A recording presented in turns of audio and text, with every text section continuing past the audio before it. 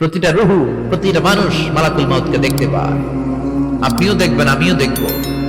মুমিনদের কাছে এসে মালাকুল মাউত একজন যুবকের বেশে সাদা ধবধবে জুব্বা পরে সুগন্ধি মেখে মুমূর্ষু ব্যক্তির শিয়রে বসে বলে, ইয়া আইয়াতুহান নাফসুল মুতমাইন্না, হে প্রশান্ত আত্মা, উখরুজি ইলা মাগফিরাতিল্লাহি ওয়া রিদওয়ানি, আল্লাহর ক্ষমা আর দয়ার দিকে বের হয়ে আসো।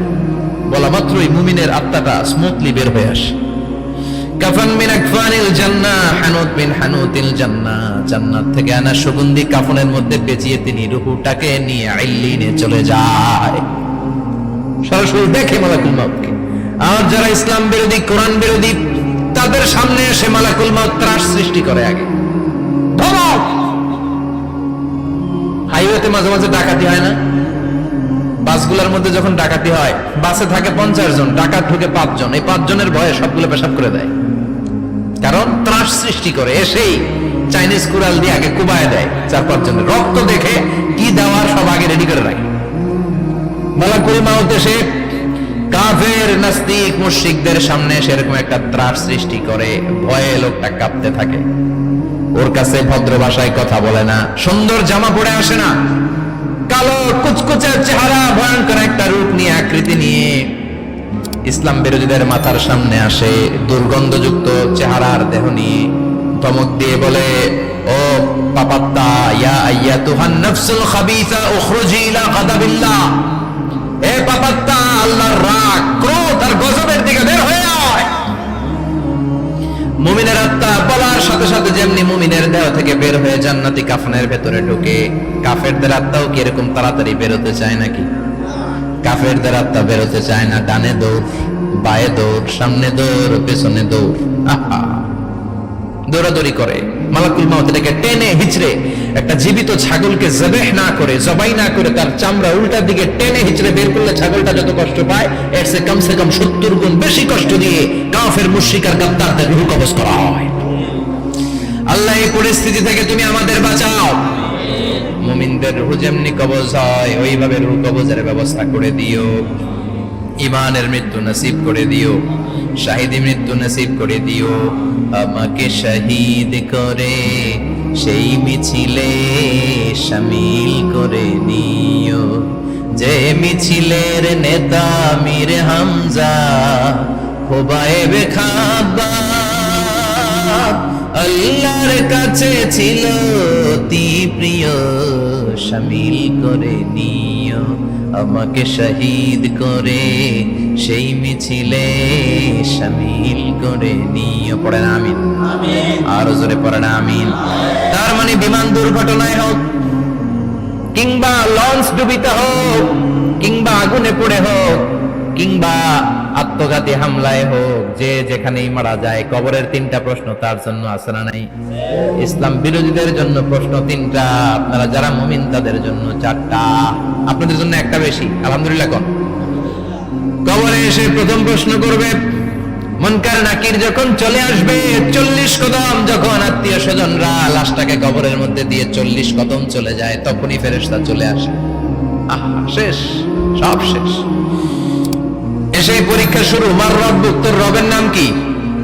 চিল্লায় বলেন, আমাদের রবের নাম কি? আমরা বলবো রব্বি আল্লাহ, আল্লাহ আমারে রব। দমে দমে তনু মনে তারি অনুভব। পড়েন, আল্লাহ আমারে রব।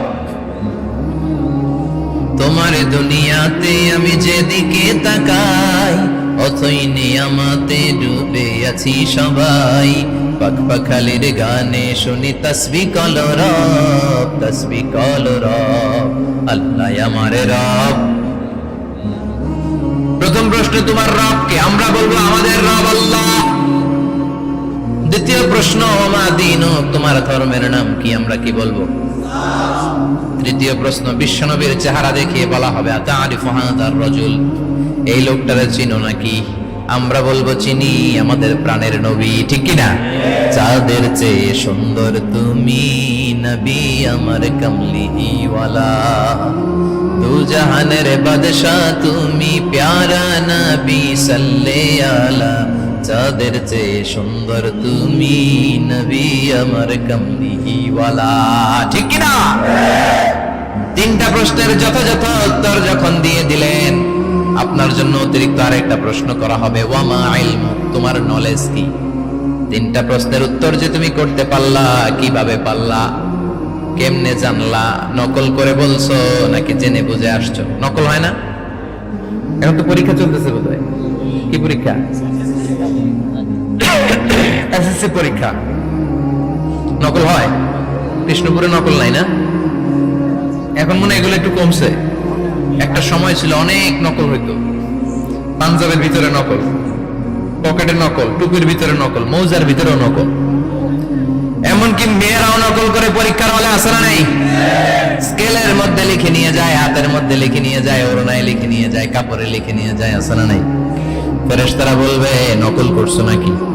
কেমনে জানলা? তিনটা প্রশ্নের উত্তর তুমি কেমনে বললা? আল্লাহ তোমার রব, ইসলাম তোমার ধর্ম, এই লোকটা বিশ্বনবী, কেমনে চিনলা? আপনাকে তখন বলতে হবে আমি কোরআন থেকে শিখেছি, আমি হাদিস থেকে শিখেছি, আমি ইসলাম জেনে বুঝে মেনেছি, আমি আন্দাজে কোথাও ঘুরি নাই। চিল্লায় এখন ঠিক কিনা? আপনাকে বলতে হবে, এজন্য শিখতে হবে, প্রতিনিয়ত ইসলাম সম্পর্কে জানতে হবে, আখের গোছাতে হবে, জীবনটাকে আলোকিত করতে হবে। চিল্লায় বলেন ঠিক কিনা? চারটা প্রশ্নই যখন হয়ে গেল, ফেরেশতারা বলবে আহলান ওয়া সাহলান ওয়া মারহাবান বিক, খোশামদেদ, কংগ্রাচুলেশন, খোশামদেদ, কংগ্রাচুলেশন, সব প্রশ্নের উত্তর তুমি পেরেছো। ফায়ুফসাহু লাহু কবরুহু ৭০ যিরান, আপনার কবরটারে ৭০ হাত লম্বা করে দেয়া হবে। ওয়া ইফতাহু লাহু বাবুন ইলাল জান্নাহ, আপনার কবর থেকে জান্নাতের দিকে দরজা খুলে দেয়া হবে।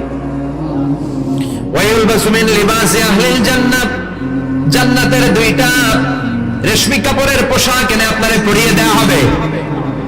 আর বলা হবে নাম কানাও মিলা আরুস, ঘুমাও, sleep, you should get some sleep now, তোমাকে লম্বা সময় পানি দিতে হবে, ঘুমাও। কানাও মিলা আরুস, যেমনি বর বাসর রাতে আরামসে ঘুম দেয়, বাসর রাতে যেমনি বর কনেকে নিয়ে মধুর ঘুম দেয়, তুমিও ঘুমাও, কেউ তোমার ঘুম ভাঙবে না। মালাক ইসরাফিলের কিয়ামতের জন্য ইসরাফিলের সিংহায় যে ফুৎকার আছে, ওই ফুৎকার ছাড়া কোনো কিছুই তোমার ঘুম ভাঙাতে পারবে না। আলহামদুলিল্লাহ পড়েন। আল্লাহ আমরাও যেন চারটা প্রশ্নের উত্তর দিয়ে লম্বা একটা ঘুম দিতে পারি, পড়ে না আমিন। ওয়াম্মাল কাফির ওয়া আহলুশ শিমাল, আর ইসলাম বিরোধী যারা, তাদের সামনে আসবে মালাকান আসওয়াদান আজরাকান, কৃষ্ণ বর্ণের দেহ, নীলাভ বর্ণের দুটো চোখ, গায়ের রং কালো, চোখের রং নীল, দেখতে কেমন লাগে? আলিফ লাইলার ভূতের মতো, কথা কন। গায়ের রং কালো, চোখের রং নীল। ফেরেশতা দুইটা আসবে, এসে ত্রাস সৃষ্টি করবে, এসে বলবে বল তোর রবের নাম কি? মার রব্বুক। ইসলাম বিরোধী মুশরিক, কাফের, নাস্তিক এরা বলবে আমি জানি না আমার রবকে, আমি জানি না, আমি তো আজীবন শুধু চেয়ার করেছি, মদ খেয়েছি, আমি ধর্ষণে সেঞ্চুরি করেছি দুনিয়ার বুকে, আমি টেন্ডারবাজি করেছি, চাঁদাবাজি করেছি, আমি মাস্তানি করেছি, আমার দাপটে এলাকার ইসলাম প্রিয়রা বাসায় ঘুমাতে পারে না। আমি ছিলাম টেন্ডারবাজ, আমি ছিলাম গডফাদার, সন্ত্রাসীদের লিডার, আমি ছিলাম ডন 1 2 3 সব, আমি ছিলাম ডনের ডন, আমি ছিলাম মাস্তান, রংবাজ, রব টপকে আমি তো জানি না। লাদ্রি লাদ্রি, আমার জিজ্ঞেস করো না। আবার প্রশ্ন করা হবে ওয়ামা দীনুক, তোর ধর্মের নাম কি? বলবে লা আদরি, আমার কোনো ধর্ম নাই, আমার কোনো ধর্ম নাই, আমি শুধু মৌজ মাস্তিতে ছিলাম, আমি আনন্দ ফুর্তি করেছি, ইসলাম নিয়ে আমার মাথা ব্যথা ছিল না, আজীবন ইসলামরে আমি বাস দিয়েছি। চিল্লায় বলেন ঠিক কিনা? ইসলাম বিরোধীদের সাথে ছিল আমার চলাফেরা, আমার সব সাঙ্গ পাঙ্গ ছিল গুন্ডা বদমাশ, ইসলাম বিরোধী। রব কি, ইসলাম কি, এগুলো আমি জানি না। আমার এগুলো জিজ্ঞেস করো, ধর্ম কি, আমি জানি না, আমি কিচ্ছু মনে করতে পারছি না। 3 নাম্বার প্রশ্ন করা হবে আতারিফু হাযার রাজুল, দেখো তো এই লোকটারে চিনো কিনা? কয় না, চিনি না, তবে মনে হয় এই লোকটারে দুনিয়ার বুকে আমি গালি দিতাম, এই লোকটার বিরোধিতা করতাম, ব্লগের মধ্যে এই লোকটার ব্যাপারে কুৎসা রটনা করতাম, এই লোকটার কার্টুন বানিয়ে আমি হিংসা ছড়িয়ে দিতাম, এই লোকটার ব্যাপারে আমি এলাকার মধ্যে অপপ্রচার চালাতাম। ফেরেশতারা বলবে তাই, এই ছিল তোর ডিউটি, দাঁড়া এখনই আমাদের খেলা শুরু, এখনই শুরু। ফায়ুতরাকু বিমাতারিক মিন হাদিদ, লোহার একটা হাতুড়ি দিয়ে মাথা থেকে পা পর্যন্ত পিটানো হবে, পিটিয়ে ওর গোশতের হাড্ডিগুলোকে থেতলে ফেলা হবে। ওয়ায়ুকালু লিল আরদি ইলতাইমি, কবরের দুই পাশের মাটিরে বলা হবে এবার দুই দিক থেকে তোরা চাপ দে।